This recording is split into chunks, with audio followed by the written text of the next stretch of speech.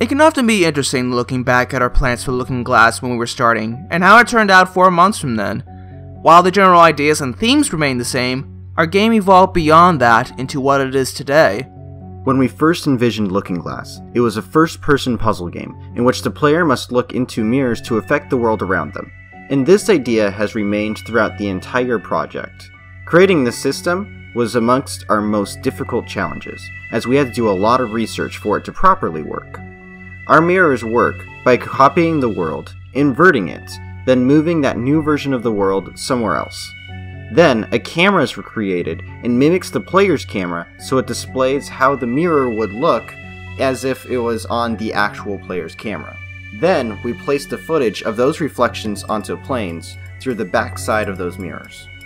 Previously, our system worked by placing the reflections of the world next to the original, and we placed a shader on it so the world only appeared when the player looked through a filter plane.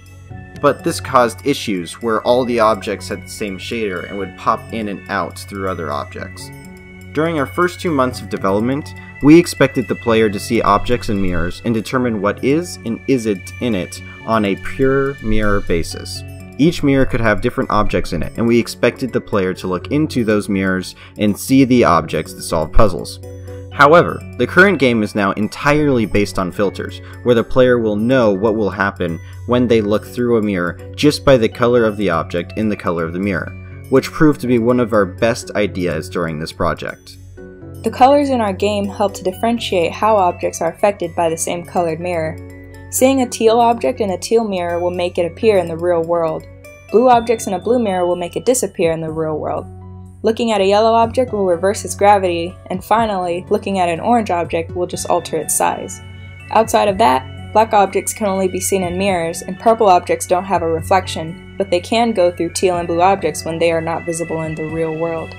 During our 3rd month, we decided to add a mechanic of applying and removing filters, which will work on objects and mirrors with a glowing white border. This mechanic not only added to the amount of player choices that could be made, but it also expanded the possibilities of puzzles we could make. One aspect of our game that was continuously changing was how the player progressed. Initially, the player just needed to reach the end of the level before the next one was loaded. We then had the idea of a hub world where the player could enter a wide variety of levels and play them in any order they wanted. Progression was indicated by the amount of shards the player earned by completing levels, as gathering enough would reveal new levels. We also had the idea of having interconnected levels that would load one after the other via corridors, similar to how Portal handles their level and puzzle progression. Unfortunately, this was difficult for us to implement because we never really made our initial levels with this hub system in mind. We only taught the player the mechanics in a linear fashion. Eventually, we decided to keep the hub, but only let the player complete the levels in a single order.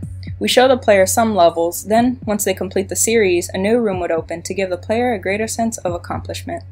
While some aspects and mechanics evolved or were added, others were eventually removed. One idea from the initial pitch that didn't work was the idea of adding turrets. The turrets specifically were supposed to shoot a laser every few seconds that could bounce off of mirrors. They didn't seem like hazards to the players, so they were removed. Also, they weren't enough levels that utilized them.